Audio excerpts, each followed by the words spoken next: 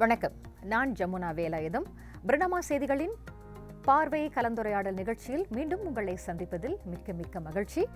ஒவ்வொரு வாரமும் வெவ்வேறான தலைப்புகள் தொட்டு நாம் பேசிக் கொண்டிருக்கின்றோம். அந்த வகையில் இந்த வாரம் கொஞ்சம் சீரியஸ் டாபிக் அப்படின்னு சொல்ல முடியாது. இருந்தாலும் நம்ம சமுதாயத்துக்கு ரொம்ப ரொம்ப தேவையான அவசியமான அத்தியாவசியமான தலைப்பு தொட்டு நாம் பேச போகின்றோம். சிறைக்கு பின்னரும் வாழ்க்கை உண்டு. சிறைக்கு பின்னரும் வாழ்க்கை உண்டு. குற்ற செயல்களை தடுப்பதற்காக சிறைகள் உருவாக்கப்பட்டுச்சு. அதோடு இருள் தெரிஞ்சே நிறைய பேர் அதுக்குள்ள மாட்டிக்கிட்டு இருக்காங்க. இன்னும் நிறைய பேர் தெரியாம அதுக்குள்ள மாட்டிக்கொண்டு தங்களுடைய எதிர்காலத்தை தொலைச்சிருக்கிறாங்க, இருளாக்கிக்கிட்டாங்க. சுவர்கள் மறைச்சிருக்கிற அந்த உலகத்துக்குள்ள 1000 கதைகள் ஒளிஞ்சிருக்கு.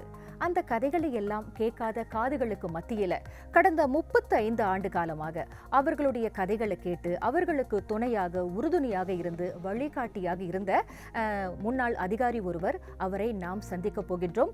சிறையோடும் சிறை கைதிகளோடும் அவருக்கு இருந்த அனுபவங்கள் குறித்து அவர் பேச போகின்றார். நிறைய நாம் கேட்க போகின்றோம். தொடர்ந்து அவரை சந்திப்போம். முன்னாள் சிறைத்துறை ஆணையர் அண்ணாதுரை காளிமுத்து. வணக்கம் ஐயா. வணக்கம். வாழ்கோளமுடன். எப்படி துவான் இருக்கீங்க? மிக சிறப்பாக இருக்கிறேன். இறையர்களும் குருவர்களால் சிறப்பாக வாழ்க்கை நடந்து கொண்டிருக்கின்றது. சரிங்க துவான், முதல் கேள்வியே, சிறை என்பதே பெரிய சிறை தான் இல்லையா? அப்படி இருக்கும்போது இந்த சிறை பணி என்பது உங்களுக்கு தானே அமைஞ்சிச்சா, இல்லை நீங்களா தேடி இந்த தொழில் தான் செய்யணும் அப்படின்னு போனீங்களா? எப்படி இந்த பணி தொடங்க? சிறை அதிகாரியாக வருவது என்பது எனது லட்சிய கனவு அல்ல. அது யாருக்குமே இருந்திருக்காது. அந்த வகையில் நான் பல்கலைக்கழகத்தில் படித்து முடித்த பிறகு பல வேலைகளுக்கு மனு செய்தேன். முதலாக சிறை அதிகாரி வேலைக்கு இன்ஸ்பெக்டராக தேர்ந்தெடுக்கப்பட்டேன். ஸோ அதனால் அதே துறையிலே இருந்து கடந்த 35 ஆண்டுகளாக சிறை பணி நிறைவு செய்து 2023 நிறைவு செய்தேன். அப்போ நீங்கள் சொன்னது போல் நிச்சயம் யாரும் தேடி போக மாட்டாங்க. இருந்தாலும் சமுதாய பற்று, சமுதாய தொண்டு, இந்த தொழில் மூலியமாக போனால் ஏதாவது செய்ய முடியுன்ற ஒரு எண்ணம் இருக்கும் இல்லையா? கண்டிப்பாக. நிச்சயமாக கடந்த 35 வருஷம்னு சொல்லும்போது சாதாரணமான ஒரு விஷயம் கிடையாது. சொந்த குடும்பத்தை பார்க்கணும், அதே சமயம் வெளிப்புற வேலைகளை பார்க்கணும். 1000 கதைகள், ஆரம்பத்தில் சொன்னது போல் நிறைய கதைகள், நிறைய கைதிகளோடு நீங்கள் இருந்திருக்கிறீங்க இல்லையா? அப்படி இருக்கும்போது இந்த கடந்த 35 வருஷத்துல சிறையில் இந்தியர்களோட எண்ணிக்கை குறைஞ்சிருக்கா, கூடியிருக்கா, நீங்க பணி ஓய்வு பெறும் வரையில்? நான் கடந்த 35 ஆண்டுகளாக வேலை சிறையில் பணி செய்து கொண்டிருக்கேன். அதில் குறிப்பாக 24 ஆண்டுகள் சிறை தலைமையகத்தில், அதுவும் இந்த ஸ்டாட்டிஸ்டிக் புள்ளி விவரம் உள்ள துறையில் தான், பிரிவில் தான் நான் வேலை செஞ்சுட்டு இருந்தேன். அப்போ அதில் நான் பார்க்கும் பொழுது ஒவ்வொரு ஆண்டும் கைதிகளோட எண்ணிக்கை அதிகரித்து கொண்டு தான் இருக்கிறது. அதிலும் குறிப்பாக இந்தியர்களோட எண்ணிக்கையும் அதிகரிச்சுக்கிட்டு இருக்கு. இப்போ மலேசியாவில் பார்த்தீங்கன்னு சொன்னாக்க மக்கள் தொகை 6.7% சொல்கிறாங்க. ஆனால் சிறையில் 10.5% இந்தியர்கள் இருக்காங்க. அதே வகையில் வன்முறை குற்றச்செயல்களில், கேங்ஸ்டரிசமில் மிக அதிகமாக 37% இருக்காங்க.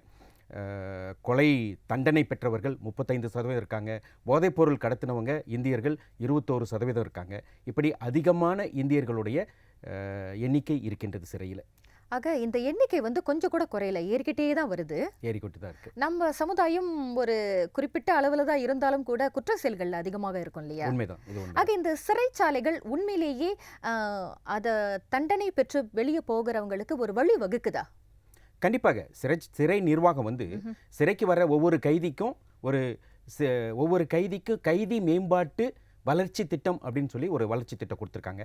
அதை முதல் 2 மாதங்களுக்கு அவங்களுக்கு ஒழுக்க கல்வி, இந்த மாதிரியான அவங்களுக்கு அந்த கிரெடிட் ஹவர்ஸ்ன்னு இருக்குது, அந்த ஒழுக்க கல்வி கற்றுக்கொள்ளணும். அதன் பிறகு அவங்களுக்கு சுய வளர்ச்சிக்கான திட்டங்கள், மனோவியல் ரீதியான ஆலோசனைகள், அதன் பிறகு திறன் பயிற்சிகள், அவங்களுக்கு வேலை வாய்ப்புக்கான சான்றிதழ் வழங்கக்கூடிய திறன் பயிற்சிகள், இப்படி பல வகையில் சிறைச்சாலையில் இருக்குது. ஆனால் என்ன ஒரு முக்கியமான இதுனாக்க, திருடனாய் பார்த்து திருந்தாவிட்டால் திருட்டை ஒழிக்க முடியாதல்லவா? அந்த திருந்தணும் அப்படின்ற எண்ணம் அவர்கள் மனதில் ஏற்பட்டாலே ஒழிய அவர்கள் திருந்த முடியாத சூழல் இருக்கின்றது. அது எல்லாமே அவங்க கையில தான் இருக்கு இல்லையா? சரிங்க தோன், இப்போ நீங்க பாத்தீங்கன்னா ஒரு 10 நிமிஷம் நம்மளால ஒரு இடத்துல உட்கார்ந்து இருக்க முடியல. இப்போ ஏதாவது யோசிப்போம், சிந்திப்போம், கைபேசி தேவைப்படுது, ஏதாவது நம்ம அந்த 10 நிமிஷம் கடக்கவே நமக்கு அப்படி இருக்கும்போது ஒரு ஒரு காலகட்டம், மாதங்கள், ஆண்டுகள், பல ஆண்டுகள் சொல்லி சிறையில் உள்ள இருக்கிறாங்களே, மனதளவில் அவங்களுக்கு எத்தகைய தாக்கத்தை ஏற்படுத்தும்? மனதளவில் பெரிய தாக்கம் இருக்கும். அதுவும் குறிப்பாக ஒரு சில குற்றச்செயல்கள், அதாவது நீங்கள் பார்த்தீங்கன்னா மரண தண்டனை கைதிகள், தூக்கு தண்டனை பெற்ற மரண தண்டனை கைதிகள், அவங்க ஒரு நாளைக்கு சிறை அவங்களோட கொட்டடியில் 23 மணி நேரம் அறைக்குள்ளேயே இருக்கணும். அரை மணி நேரம் தான், காலையில் அரை மணி நேரம், மாலையில் அரை மணி நேரம் அவங்க அந்த கொட்டடியை விட்டு வெளியே வந்து உடற்பயிற்சி செய்யலாம். மற்ற 23 மணி நேரம் சிறை உள்ளிக்கே இருக்கும் பொழுது, அறைக்குள்ளேயே இருக்கும் பொழுது அவங்க நிறைய பேர் மனதளவில் பாதிக்கப்பட்டு மன நெகிழ்வுகள்லாம் ஏற்பட்டு பல தகாத செயல்கள் எல்லாம் ஈடுபடக்கூடிய சூழல் ஏற்படுகின்றது. சிலர் வந்து தெரிஞ்சு இதுதான் தெரியும், உள்ள போவோம், இந்த தப்புக்கு இந்த தண்டனை, அதை நம்ம ஏத்துக்கணும் அப்படின்றது இருக்குது. ஆனா தெரியாம வந்து மாட்டிக்கிறாங்களே, அவங்களுடைய வேதனை எப்படி இருக்கும் உள்ள? ஓகே, தெரியாமல் வந்து மாட்டுக்கிறவங்களும் இருக்காங்க. குறிப்பாக இதில் சொல்லணும்னு சொன்னாக்க, என்னுடைய ஆய்வில் நான் ஒரு ஆய்வு செஞ்சுருக்கேன். அதாவது இந்த தனி ஒருவன் நினைத்து விட்டால் அப்படின்ற இந்த நூல் கூட நீங்க கடந்த ஆண்டு நூல் வெளியீடு செய்திருக்கேன். இந்த நூலில் நான் ஆய்வு செய்யும் பொழுது நிறைய ஒரு 50 ஆண் கைதிகளையும் 30 பெண் கைதிகளையும் நான் நேர்முகம் கண்டு ஆய்வு செஞ்சேன். அதில் பார்த்தோம்னு சொன்னாக்கா, குறிப்பாக பெண்கள் வந்து நிறைய பேர் தன்னுடைய கணவராலோ அல்லது ஆண் நண்பர்களாகோ வஞ்சிக்கப்பட்டு, ஏமாற்றப்பட்டு, அவங்களுக்கு தெரியாம குற்றச்செயலில் ஈடுபடுத்தப்பட்டு, குறிப்பாக இந்த போதைப்பொருள் கடத்துறதுல அவங்களுக்கு தெரியாது. ஆனா அவங்க வீட்டில் போதைப்பொருள் இருக்கும், இல்லை அந்த வாகனத்தில் போதைப்பொருள் இருக்கும். வாகனம் வந்து அந்த மனைவியோடையோ இல்லை காதலியோடையாகவோ இருக்கும். அப்போ அவங்களும் சேர்ந்து அந்த தண்டனை அனுபவிக்கக்கூடிய சூழல் இந்த மாதிரி இருக்கு. இதுதான் தெரியாத மாட்டிக்கிறது.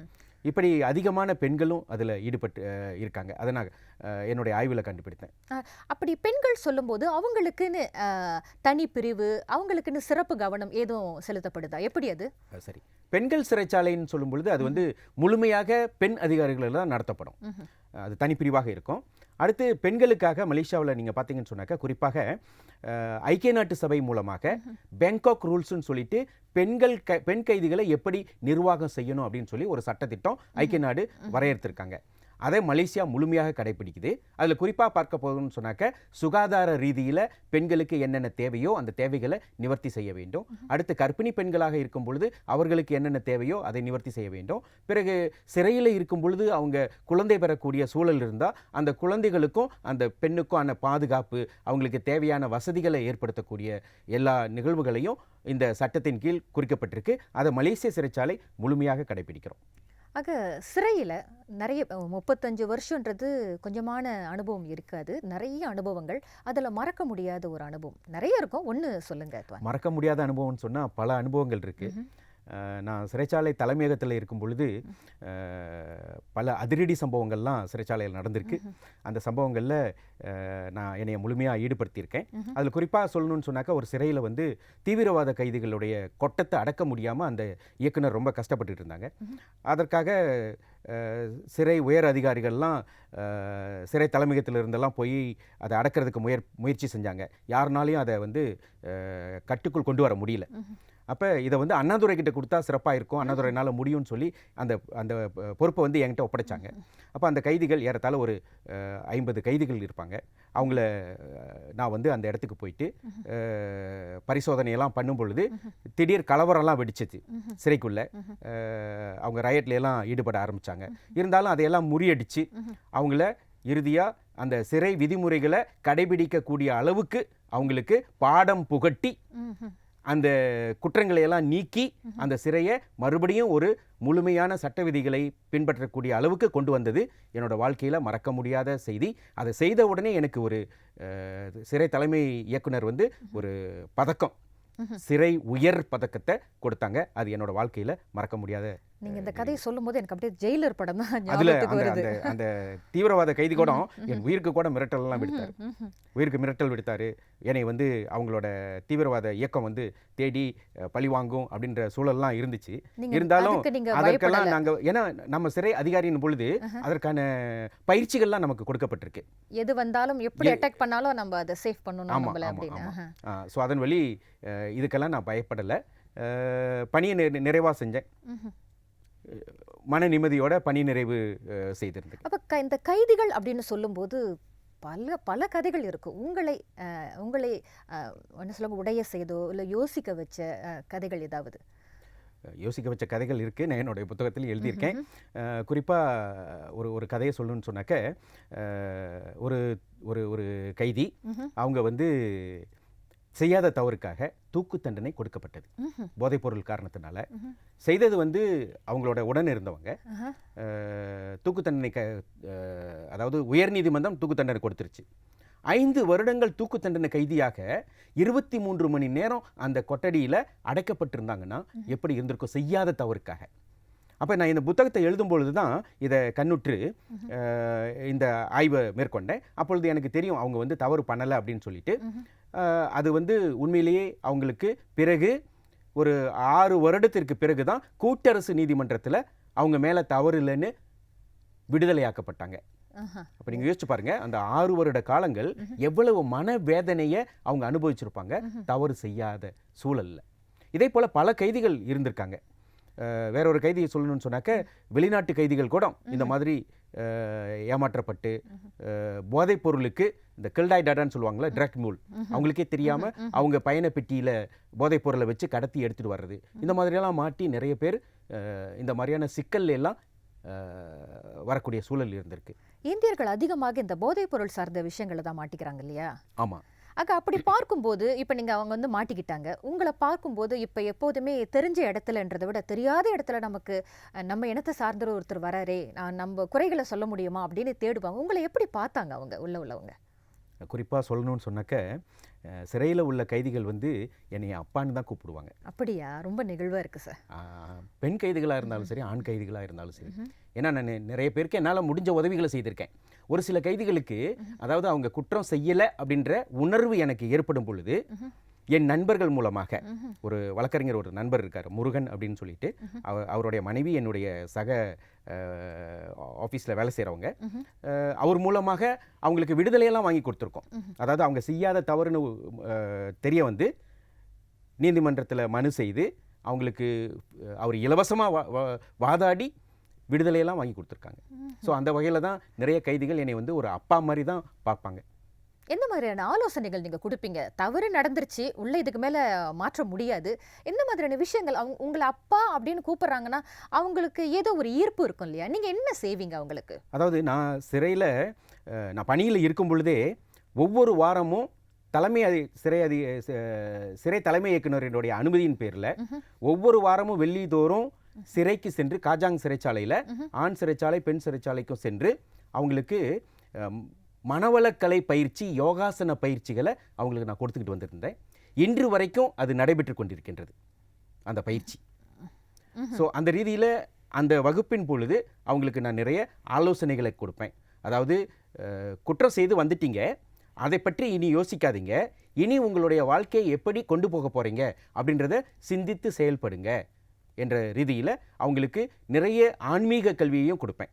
நான் வந்து சிறைக்கு இந்து தர்ம பாடத்திட்டம் அப்படின்ற புத்தகமும் எழுதியிருக்கேன், தமிழ் மொழியிலையும் மலாய் மொழியிலையும். அதே போல் சமயமும் உளவியலும்னு சொல்லி இந்த புத்தகமும் எழுதி கொடுத்துருக்கேன். எந்த ஒரு சன்மானமும் பெறாமல் இது 8000 கைதிகளுக்கு மித்ராவோட ஆதரவோட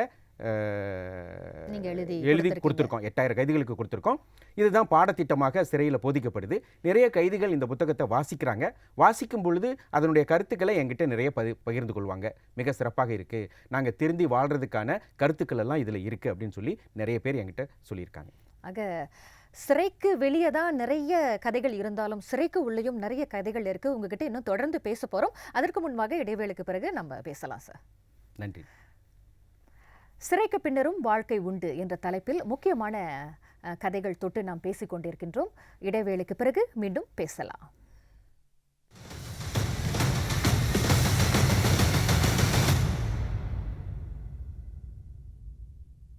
சிறைக்கு பின்னரும் வாழ்க்கை உண்டு இந்த தலைப்பில் நாம் பேசிக் கொண்டிருக்கின்றோம். முன்னாள் சிறை துணை ஆணையர் அண்ணாதுரை காளிமுத்து அவர்கள் பல்வேறான விஷயங்கள் குறித்து நம்மோடு பேசிக் கொண்டிருக்கின்றார். அவருடனான அனுபவங்களை தொடர்ந்து நாம் கேட்கலாம். சரி கத்துவான், நிறைய விஷயங்கள் நீங்கள் சொன்னீங்க இல்லையா? அதில் முக்கியமானது மாற்றம் என்பது எல்லா இடத்துலையுமே இருக்கும். ஒரு கைதி சிறைக்கு உள்ளே வரும்போது ஒரு மனநிலையில் இருப்பார், கொஞ்சம் காலம் ஆனும்போது அது மாறும். அப்படி பார்க்கும்போது ஒரு கைதியுடைய மனநிலை எப்படி மாறுது? உள்ள வந்து எவ்வளவு காலகட்டத்தில் மாறுது? சிறைக்கு வரும் பொழுது முதல் முறையாக சிறைக்கு வர்றவங்களுக்கு அந்த பய உணர்வுன்றது அதிகமாக இருக்கும். அப்போ அவங்க வந்து அந்த சிறையோட ரூல்ஸ் அண்ட் ரெகுலேஷன்ஸை ஃபாலோ பண்ணுவாங்க, கட்டாயமாக அதை கடைபிடிப்பாங்க. ஆனால் சிறைக்கு வந்த பிறகு பெரும்பாலான கைதிகள், அந்த முதல் தடவை வர்ற கைதிகள் தங்களுடைய குற்றச்செயலை உணர்றாங்க. இந்த மாதிரியான ஒரு கஷ்டமான சூழ்நிலைக்கு வந்துட்டோமே, நம்ம செய்தது தவறு அப்படின்ற உணர்வு அவங்கக்கிட்ட இருக்கு. அதே கைதி வந்து சிறையை விட்டு தண்டனை முடிந்து விடுதலையாகி வரும் பொழுது இந்த சமுதாயம் ஏற்றுக்கொள்ளாத பட்சத்தில், அவங்களுக்கு ஒரு வேலை வாய்ப்பு கிடைக்காத பட்சத்தில், அவங்கள ஒரு பாதுகாப்பு இல்லாத சூழ்நிலையில் அவங்க திரும்பவும் குற்றச்செயல் செய்து சிறைக்கு மறுபடியும் வராங்கன்னு சொன்னாக்க அந்த நேரத்தில் அவங்களுக்கு அது பழகி போயிடுது. பழகி போகும் பொழுது அந்த பய உணர்வுன்றதே இல்லை. இதை தான் நான் என்னுடைய பார்வையில் கண்டிருக்கேன் நிறைய பேருக்கு. சரி, அப்படி இருக்கும்போது நிறைய பேர் நீங்கள் பார்த்துருப்பீங்க. இப்போ சிலர் வந்து திருந்தி வெளியே போயிடுறாங்க, திரும்பவும் நம்ம வரவே கூடாது, வெளியே போயிட்டு நமக்கு ஒரு வாழ்க்கை இருக்குது அப்படின்னு போகிறாங்க இல்லையா? அப்படி போகின்ற கைதிகளோட நீங்கள் தொடர்பு கொண்டு அவங்கள கண்காணிக்கிறதோ இல்லை அவங்கள தொடர்பு கொண்டு பேசுகிறதோ அந்த மாதிரி விஷயங்கள்லாம் இருக்கா? நீங்கள் கண்காணிக்கிற விஷயங்கள் எதுவும் இருக்கா? என்னுடைய நீங்க அப்பான்னு சொன்னீங்க இல்லையா, அந்த அப்பா உள்ளேயே இருப்போம் பார்த்துக்குவாரு, வெளியே இருக்கும்போது அந்த அப்பா பார்ப்பாரு. கண்டிப்பாக சிறையில் இருக்கும்போது நான் நிறைய கைதிகளுக்கு என்னால் முடிந்த அளவு உதவிகளை செஞ்சுருக்கேன். அதே போல் அவங்க வெளியே வரும் பொழுதும் அவங்களுக்கு தொடர்ந்து உதவிகளை செஞ்சு கொண்டிருக்கேன்.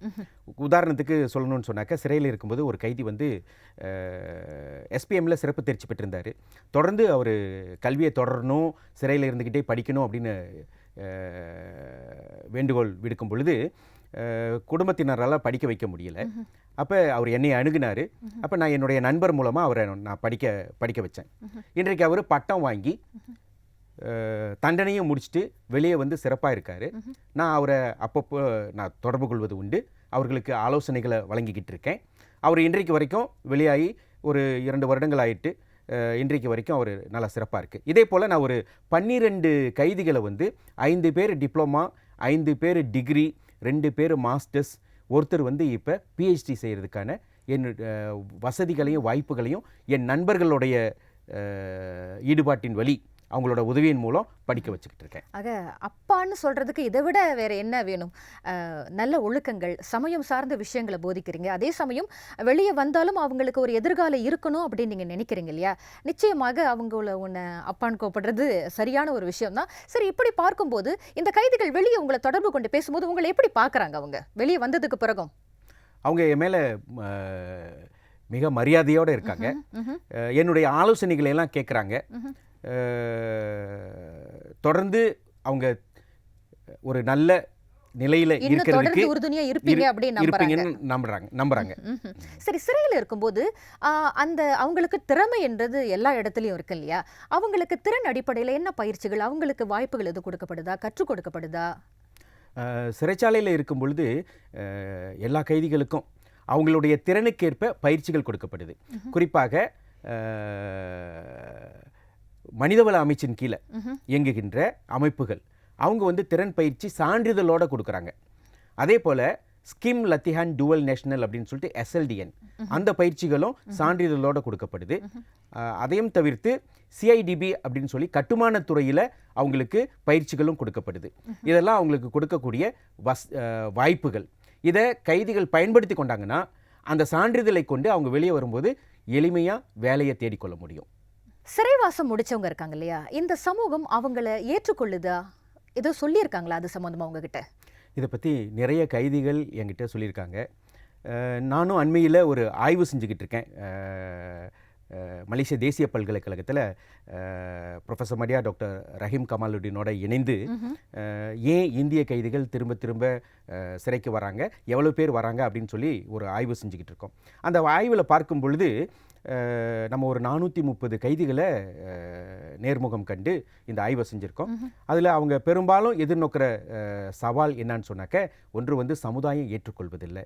சமுதாயம் ஏற்றுக்கொள்வதில்லைன்னு சொன்னாக்க வேலை வாய்ப்பு கொடுப்பதில்லை. வேலை வாய்ப்பு கொடுத்தாலும் அது நிரந்தரமாக இருக்கிறதில்ல. அவங்க முன்னாள் கைதின்னு தெரிஞ்சாக்க வேலையை விட்டு போக சொல்கிறாங்க. அப்போ அந்த சூழ்நிலையில் அவங்களுக்கு ஒரு வாழ்வாதாரம் இல்லாமல் போயிடுது இல்லைங்களா? ஸோ அதனால் பெரும்பாலும் சமுதாயம் வந்து அவர்களுக்கு வாய்ப்பு கொடுப்பதில்லை. அதே நேரத்தில் குடும்பத்தை பார்த்தீங்கன்னு சொன்னாலும் குடும்பத்தினரும் பெரும்பாலான குடும்பங்கள் அவங்களுக்கு பாதுகாப்பு கொடுக்கறது.